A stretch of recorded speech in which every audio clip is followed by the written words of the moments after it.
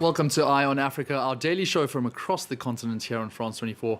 Coming up on tonight's show, one day after Ethiopia's historic truce agreement, we get all of the reaction as Addis Ababa and Tigray look ahead to a renewed path of understanding and cooperation.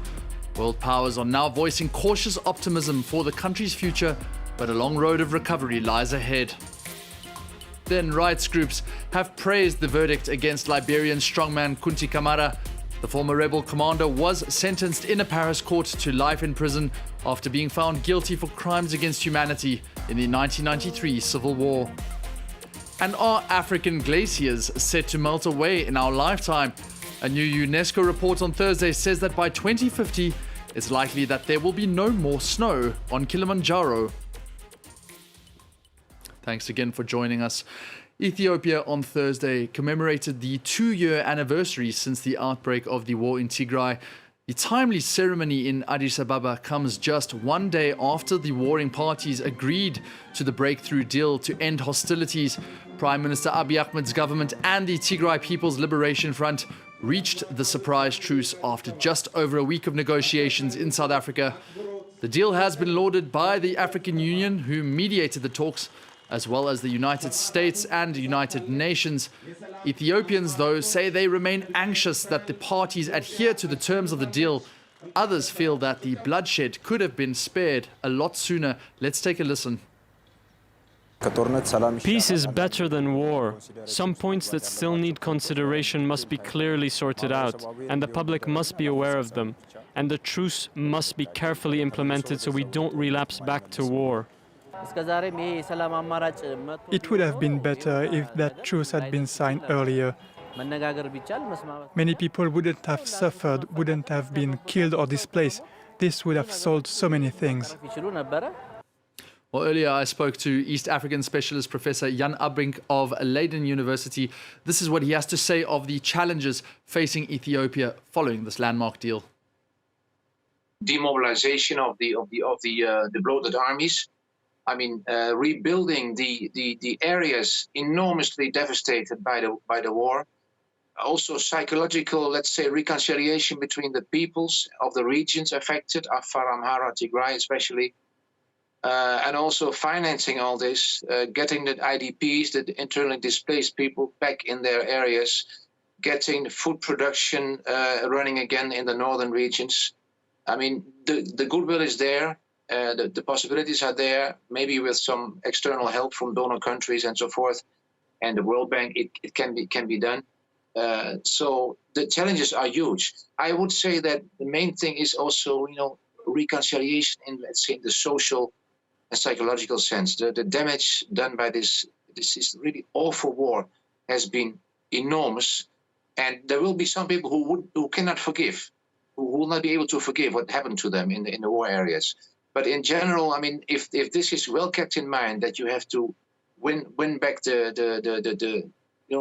convert the attitudes of hate, also in the digital space, the attitudes of hate and insults and so forth, back to normal again, then you make real progress, and then it can go fast, because basically the Ethiopian people want to do that. They want to rehabilitate, they want to reconnect, they want to get on with their lives and reconstruct the country. It's a very strong wish among the common population. Rehabilitation and reconciliation, the next step for Ethiopia.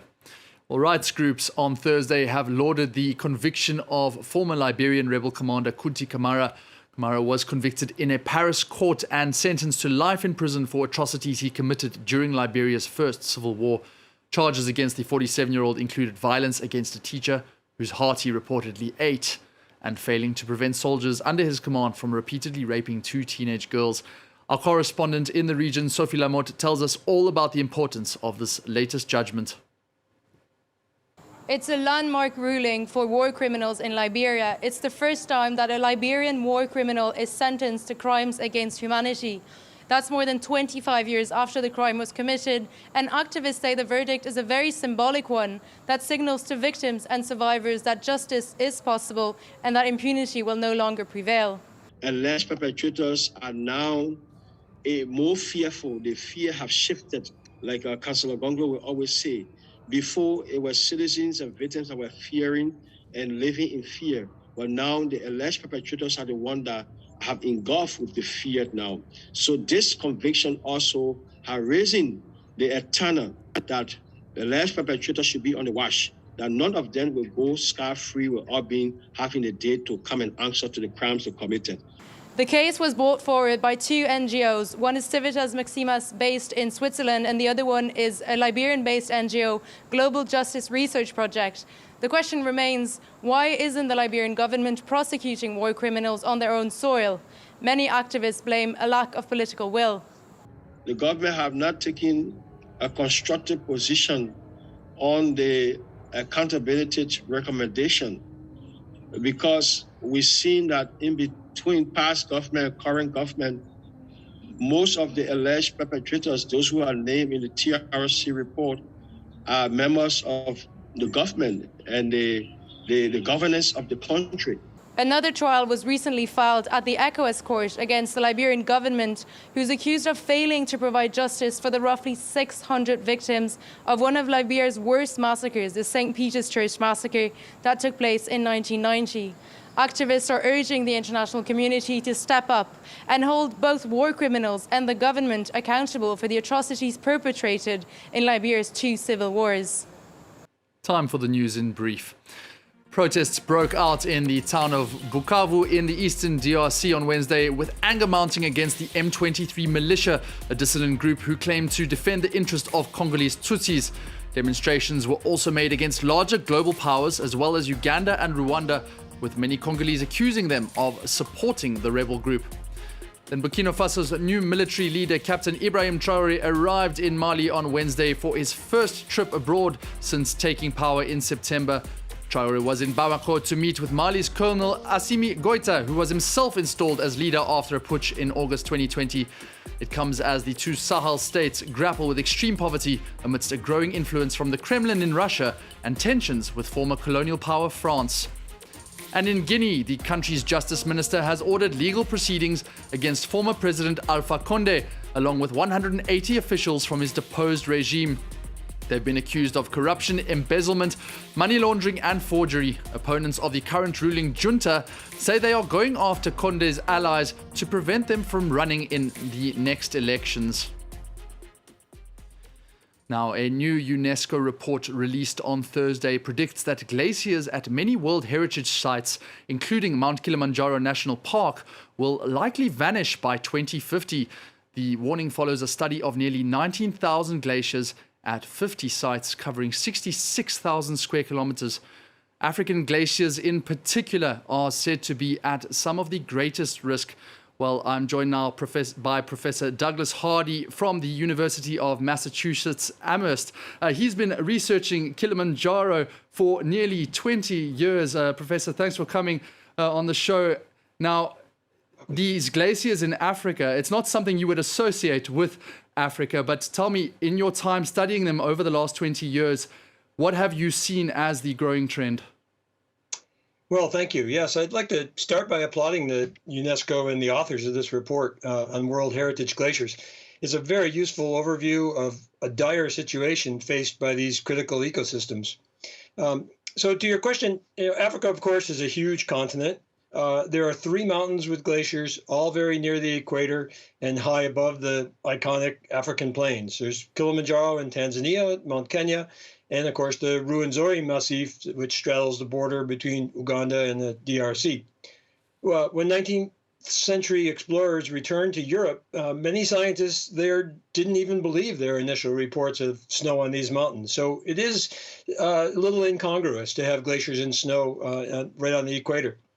The current glaciers on these 3 mountains are really quite tiny, perhaps 3 square kilometers in total, so very different from the bulk of the glaciers in this report. Kilimanjaro is the highest at about 6,000 meters, and it's by far the best known. So for perspective, when I started in 2000, there were 3 main glaciers and 6 to 8 smaller ones. Today, only the northern ice field on Kilimanjaro is an intact glacier, and there's maybe 10 fragments of glaciers elsewhere on the summit. These glaciers will likely be gone within 5 to 10 years. Not the northern ice field, but the smaller glaciers. Now, what is actually leading to that? We can say things like climate change, but that's a very broad term. In this specific sense, what is the direct impact? Where is it coming from? Well, it's an appropriate term in this case. Climate change is the fundamental problem.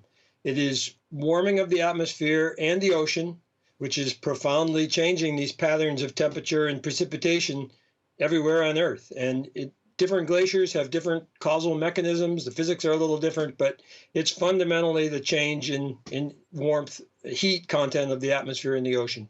And just a quick word on the effect that the melting of those glaciers in Kilimanjaro might have on the surrounding community and environment.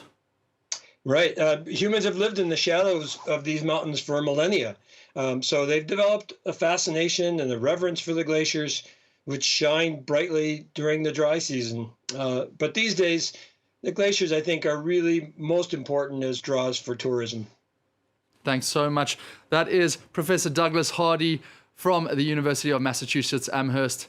And that's all the time that we have for tonight here on Iron Africa. It's been great to have you, and we hope to see you soon. There's more news coming up, though, on France 24. Bye for now.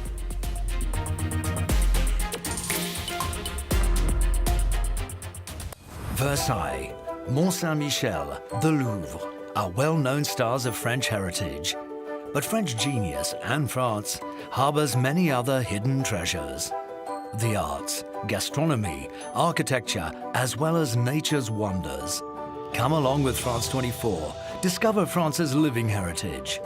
From young apprentices to accomplished craftsmen and farmers, to Michelin star sporting chefs, meet these people whose passion for their professions preserve and drive French heritage. You are here on France 24 and France24.com.